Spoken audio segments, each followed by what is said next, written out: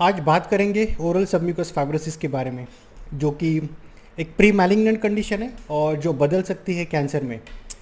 और हमने देखा है कि जब ओरल कैंसर की बात आती है तो this is the most common cancer among main in India. समझना ज़रूरी है कि अगर ओरल कैंसर हमारे मुंह में आ रहा है तो it doesn't happen over a night, एक रात में ये कैंसर नहीं होता। कैंसर आने के पहले कुछ साइंस होते हैं मुंह के अंदर, और वो साइंस अगर कंसिस्टेंटली आपके मुंह में है तो फिर वो बदल सकते हैं। जहाँ पे एक जीन्स कैंसर को एक्सप्रेस करने वाले अगर वो एक्टिवेट हो गए तो फिर कैंसर में वो बदल जाता है। जब डायग्नोसिस की बात आती है, निदान की बात आती है, तो ओरल कैंसर का जो निदान है वो स्टेज 3 या स्टेज 4 में होता है, क्योंकि पेशेंट का जो रिपोर्टिंग है वो होता है काफ़ी लेट। जब उन्हें काफ़ी ज़्यादा पेन एंड डिसफंक्शन है तभी वो डॉक्टर्स को रिपोर्ट करते हैं। तो वो सबसे बड़ी वजह है जहाँ पे जो ट्रीटमेंट का आउटकम है वो थोड़ा सा ख़राब हो जाता है। अगर आपका डायग्नोसिस इन अर्ली स्टेजेस है इन ओरल कैंसर, तो फिर आपका जो प्रोग्नोसिस ऑफ ट्रीटमेंट है, वो आउटकम ऑफ ट्रीटमेंट है, वो काफ़ी सुधर जाएगा। लेकिन अगर आप बहुत दिनों तक अगर डेंटिस्ट या डॉक्टर्स को नहीं जाकर बता रहे हो, अगर उसका डायग्नोसिस इन लेटर स्टेज हो चुका है जहाँ पे वो कैंसर आपके बॉडी के अंदर फैल चुका है, तो फिर उस केस में उसका जो प्रोग्नोसिस है, उसका जो ट्रीटमेंट का जो आउटकम है वो अच्छा नहीं है। एंड फॉर दैट मैटर आपका जो अवेयरनेस जो है, किस तरीके से कैंसर बॉडी के अंदर बनता है, मुंह के अंदर बनता है, उसके बारे में पता होना ज़रूरी है। उसी कैंसर के एक वार्निंग साइन के बारे में बात करूंगा, जिसे कहा जाता है oral submucous fibrosis, which is एक प्री कैंसरस कंडीशन। और इसमें होता यही है कि आपका जो माउथ ओपनिंग है, आपका जो मुंह खुलना है, वो कम हो जाता है। Oral submucous fibrosis is something जो कि रिलेटेड है आपका बीटल नट या आप सुपारी अगर खाने की आपको आदत है, किसी भी फॉर्म में अगर आप उसे खाते हो, प्लेन सुपारी या फिर टोबैको के साथ या फिर गुटखा के स्वरूप में या फिर खर्रा या मावा के रूप में अगर आप सुपारी को खाते हैं एट अ यंगर एज, तो फिर आपके मुंह के अंदर एक चेंजेस दिखने शुरू हो जाते हैं। और आगे चल के आपकी जो माउथ की जो ओपनिंग है, आपके गाल के अंदर फाइबर्स या कोलेजन बैंड्स बनने शुरू हो जाते हैं, जिसकी वजह से आपकी जो मुंह खुलना है वो कम हो जाता है। तो अगर आप गुटखा खाते रहते हो, अगर आपका अवेयरनेस कम है, अगर आपकी ये हैबिट जो है, ये आदत अगर छूटती नहीं है, तो फिर सबम्यूकस फाइब्रोसिस इन लेटर स्टेज होता है जहाँ पे आपका जो माउथ ओपनिंग है वो बहुत ज़्यादा कम हो जाता है।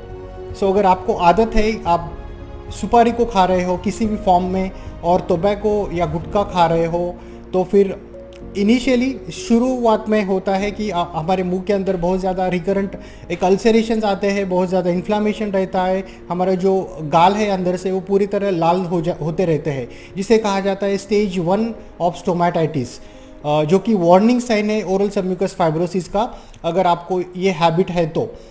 और उसके अलावा हमारे मुंह में जो सलाइवा या लाल है वो कम बनती है, हमारे जो टेस्ट अल्टरेशन होने लगते हैं, जो कि इनिशियल स्टेज में दिखता है। और हमारी हैबिट अगर हम कंटिन्यू रखते हैं तो फिर वही इन्फ्लामेशन वही जो रेडनेस है हमारे मुंह के अंदर, वो कन्वर्ट हो जाता है इन ब्लैंचिंग, जहाँ पे आपका जो म्यूकोजा है वो सफ़ेद होने लगता है, जो कि हमारा जो बॉडी का रिपेयर मैकेनिज्म है, जो वो इन्फ्लामेशन को फाइट करने की कोशिश करता है।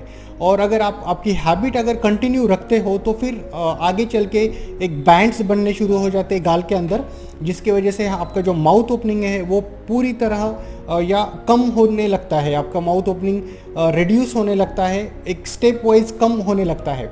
That is about oral submucous fibrosis, जो कि द कॉजेटिव फैक्टर है मेन, विच इज़ एरिका नट या फिर सुपारी किसी भी फॉर्म में, और फिर अदर फैक्टर जहाँ पे स्मोकिंग या टोबैको अगर है या फिर बहुत ज़्यादा स्पाइसी चीज़ें खाते हो, वो थोड़े से एसोसिएटेड फैक्टर्स हो जाते हैं जो कि सबम्यूकस फाइब्रोसिस को कॉज करते हैं।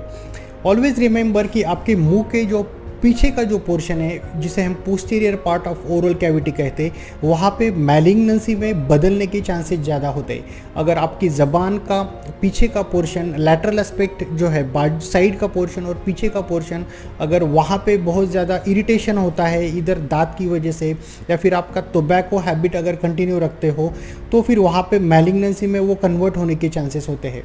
अगर सबम्यूकस फाइब्रोसिस है, उसके साथ में सफ़ेद से चट्टे हैं या फिर रेडिश अगर चट्टे हैं पीछे में, तो वो भी काफ़ी ज़्यादा इम्पॉर्टेंट है, जो कि जो कैंसर में कन्वर्ट होने में या बदलने में सबसे ज़्यादा उसका इम्पॉर्टेंट रोल होता है।